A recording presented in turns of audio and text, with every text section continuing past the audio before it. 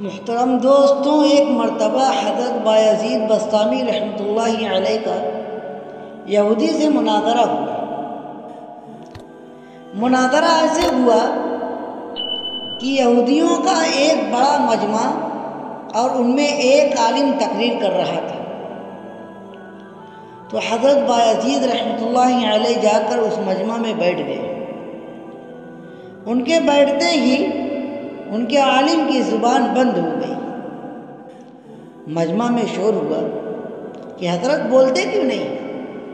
تو یہودی عالم نے کہا دخل فینا محمدی، کہ ہم میں کوئی محمدی آ گیا ہے۔ زبان بند۔ تو انہوں نے کہا اسے کھڑا کرو، قتل کریں گے۔ کہا نہیں بھائی، جو محمدی ہو کھڑا ہو جائے۔ حضرت بایزید رحمۃ اللہ علیہ کھڑے ہو گئے۔ یہودی نے کہا میں سوال کروں گا۔ یہودی عالم نے کہا میں سوال کروں گا، تو جواب دے گا؟ بایزید رحمۃ اللہ علیہ نے کہا دوں گا۔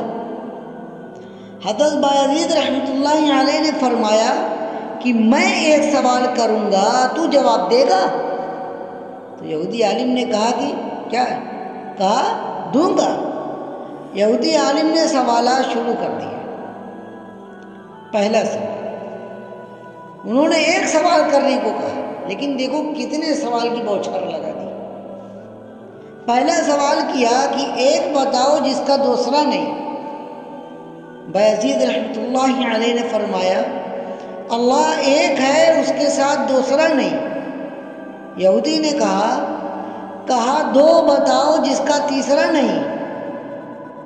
تو بایزید رحمۃ اللہ علیہ نے فرمایا اللیل والنہار، دن اور رات، اس کا تیسرا نہیں۔ پھر انہوں نے کہا تین بتاؤ جس کا چوتھا نہیں۔ فرمایا لوح و قلم و کرسی ہے، تین ہے، اس کا چوتھا نہیں۔ کہا چار بتاؤ جس کا پانچواں نہ ہو۔ فرمایا تورات، زبور، انجیل اور قرآن، یہ چار ہیں، اس کا پانچواں نہیں۔ کہا کہ پانچ بتاؤ جس کا چھٹا نہیں۔ فرمایا اللہ نے اپنے بندوں پر 5 نمازیں فرض کی ہیں، 6 نہیں۔ کہا 6 بتاؤ جس کا 7واں نہیں۔ فرمایا خلق السماوات والارض بینہما فی 6 ایام ثم استوی علی العرش، 6 دن میں زمین و آسمان بنائے ہیں، 7 نہیں۔ کہا کہ 7 بتاؤ جس کا 8واں نہیں۔ فرمایا الم تروا کیف خلق اللہ 7 سماوات طباقا وجعل القمر فیہن نورا وجعل الشمس سراجا، میرا رب کہتا ہے کہ میں نے 7 آسمان بنائے ہیں، اس لیے آسمان 7 ہیں، اس کا 8واں نہیں۔ کہا 8 بتاؤ جس کا 9واں نہ ہو۔ فرمایا وَيَحْمِلُ عَرْشَ رَبِّكَ فَوْقَهُمْ يَوْمَئِذٍ وَثَمَانِيَةٌ، میرے رب کے عرش کو 8 فرشتوں نے پکڑا ہوا ہے، 9 نے نہیں۔ کہا وہ 9 بتاؤ جس کا 10 نہیں۔ فرمایا فِي الْمَدِينَةِ 9 رَهْطٍ يُفْسِدُونَ، حضرت صالح علیہ السلام کی قوم میں 9 بڑے بدمعاش تھے، 10واں نہیں تھا، اللہ نے کہا ہے۔ کہا وہ 10 بتاؤ جس کا 11واں نہیں۔ فرمایا حج میں کوئی غلطی ہو جائے تو اللہ نے ہم پر 7 روزے وہاں رکھنے اور 3 گھر پر رکھنے کو کہا، تلک عشرۃ کاملہ، یہ 10 ہیں، 11 نہیں۔ کہا وہ 11 بتاؤ جس کا 12 نہیں۔ فرمایا حضرت یوسف علیہ السلام کے 11 بھائی تھے، 12 نہیں تھے۔ کہا وہ 12 بتاؤ جس کا 13 نہیں۔ فرمایا سال میں اللہ نے 12 مہینے بنائے ہیں، 13 نہیں۔ کہا وہ 13 بتاؤ جس کا 14 نہیں۔ فرمایا رأیت 11 کوكبا والشمس والقمر رأیتهم لی ساجدین، حضرت یوسف علیہ السلام نے اپنے باپ سے کہا کہ میں نے 11 ستارے دیکھے، ایک سورج دیکھا، ایک چاند دیکھا جو مجھے سجدہ کر رہے ہیں، یہ 13 ہیں، 14 نہیں۔ کہا وہ بتاؤ کیا چیز ہے جس کو خود اللہ نے پیدا کیا اس کے بارے میں خود ہی سوال کیا۔ تو فرمایا حضرت موسیٰ علیہ السلام کا ڈنڈا اللہ کے پیداوار ہے، لیکن خود سوال کیا وَمَا تِلْكَ بِيَمِينِكَ وَمَا تِلْكَ بِيَمِينِكَ یا موسیٰ، اے موسیٰ تیرے ہاتھ میں کیا ہے؟ کہا کہ بتاؤ سب سے بہترین سواری کیا ہے؟ فرمایا گھوڑا۔ کہا کہ بتاؤ سب سے بہترین دن؟ فرمایا جمعہ کا دن۔ کہا بتاؤ سب سے بہترین رات؟ فرمایا لیلۃ القدر۔ کہا کہ بتاؤ سب سے بہترین مہینہ؟ فرمایا ماہ رمضان المبارک۔ کہا بتاؤ کون سی چیز ہے جس کو اللہ نے پیدا کر کے اس کی عظمت کا اقرار کیا؟ فرمایا اللہ نے عورت کو مکار بنایا اور اس کے مکر کا اقرار کیا، ان کیدکن عظیم، عورت کا مکر بڑا زبردست ہے۔ حضور اکرم صلی اللہ علیہ وسلم نے فرمایا کہ میں نے نہیں دیکھا کہ بڑے سے بڑے عقل مند کے قدم اکھاڑنے والی ہو، اور کوئی چیز نہیں ہے سوائے عورت کے بڑوں کی عقل پر پردہ ڈال دیتی ہے۔ کہا بتاؤ وہ کون سی چیز ہے جو بے جان مگر سانس لیتی ہے؟ تو فرمایا والصبح اذا تنفس، میرا رب کہتا ہے مجھے صبح کی قسم جب وہ سانس لیتی ہے۔ کہا بتاؤ وہ کون سی 14 چیزیں ہیں جنہیں اللہ پاک نے اطاعت کا حکم دے دیا؟ ان سے بات کی۔ فرمایا 7 زمین 7 آسمان۔ ثم استوى الى السماء وهي دخان فقال لها وللارض ائتيا طوعا او كرها قالتا اتينا طائعين۔ اللہ نے 7 زمینیں 7 آسمان بنائے اور ان 14 کو خطاب فرمایا کہ میرے سامنے جھک جاؤ، تو ان 14 کے 14 نے کہا کہ یا اللہ ہم آپ کے سامنے جھک رہے ہیں۔ یہودی عالم نے صرف ایک سوال کرنے کو کہا، لیکن دیکھو سوال کی بوچھار لگا دی، اور بایزید رحمۃ اللہ علیہ جواب پر جواب دیتے رہے۔ ابھی یہودی عالم کا بھی سوال ختم نہیں ہوا ہے، انہوں نے پھر کہا، یہودی عالم نے کہا کہ بتاؤ وہ کون سی چیز ہے جسے اللہ نے خود پیدا کیا پھر اللہ نے اسے خرید لیا؟ تو بایزید رحمۃ اللہ علیہ نے فرمایا اللہ تعالیٰ نے مسلمانوں کو پیدا کیا ہے اور ان کو خود خرید لیا جنت کے بدلے۔ ان اللہ اشتری من المؤمنین انفسهم واموالهم بان لهم الجنہ۔ ارے مسلمان، اللہ کی قسم نہ تو بیوی کا ہے، نہ تو بچوں کا ہے، نہ تو تجارت کا ہے، نہ تو صدارت کا ہے، نہ تو حکومت کا ہے، نہ تو کسی جماعت کا ہے، تو اللہ اور اس کے رسول کا ہے۔ اگر تو اللہ اور رسول کا بن کے چلے گا تو یہ سارا نقشہ تیرے تابع ہو کے چلے گا، اور اگر اللہ اور رسول سے ٹکرائے گا تو اللہ تجھے ذلیل و خوار کر کے چھوڑے گا۔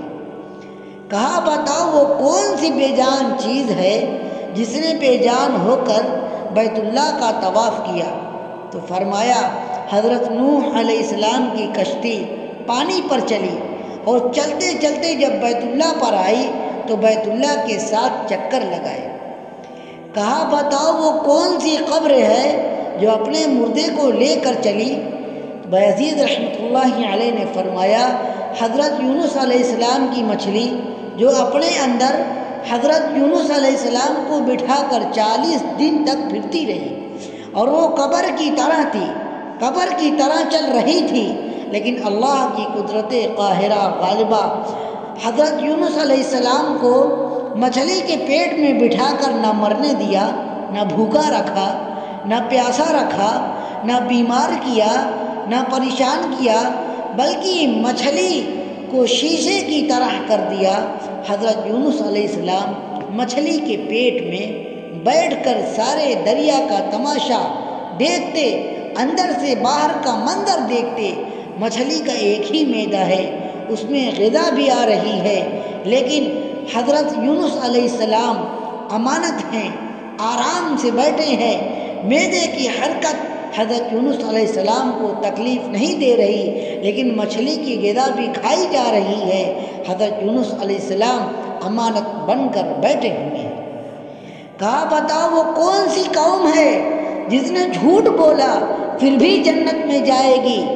تو فرمایا بایزید رحمۃ اللہ علیہ نے حضرت یوسف علیہ السلام کے بھائی وَجَاءُوا عَلَىٰ قَمِيصِهِ بِدَمٍ قَذِبٍ قَالَ بَلْ سَوَّلَتْ لَكُمْ أَنفُسُكُمْ أَمْرًا۔ حضرت یوسف علیہ السلام کے بھائی شام کو آئے اور بکری کا خون کرتا کے اوپر مل کر آئے اور جھوٹ بولا۔ حضرت یوسف علیہ السلام کو بھیڑیا اٹھا کے لے گیا، لیکن حضرت یعقوب علیہ السلام کے استغفار پر اور ان کی توبہ کرنے پر اللہ انہیں جنت میں داخل فرمائیں گے۔ کہا بتاؤ وہ کون سی قوم ہے جو سچ بولے گی پھر بھی جنت میں پھر بھی جہنم میں جائے گی؟ فرمایا یہودی اور عیسائی ایک بول میں سچے ہیں۔ یہودی کہتے ہیں عیسائی باطل پر ہیں، اور عیسائی کہتے ہیں کہ یہودی باطل پر ہیں، اس میں دونوں سچے ہیں۔ وقالت الیہود لیست النصارى علی شیء وقالت النصارى لیست الیہود علی شیء، دونوں سچے ہیں اس میں، لیکن دونوں جہنم میں جائیں گے۔ اس کے علاوہ تو اور بھی بہت سوالات ہیں، لیکن وقت بہت ہو گیا اس لیے باقی کو چھوڑ رہا ہوں۔ محترم دوستوں، یہ تھا یہودی عالم کا سوال۔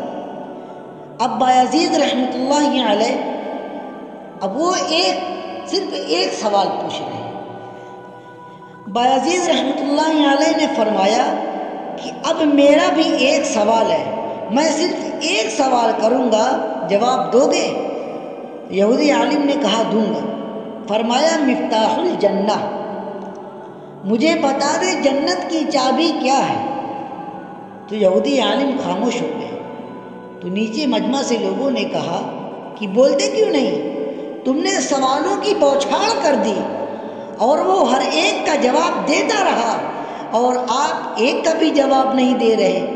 کہنے لگا جواب مجھے آتا ہے مگر تم مانو گے نہیں۔ یہی آج ہم کہتے ہیں کہ جناب مجھے سارا پتہ ہے تو مانتے کیوں نہیں؟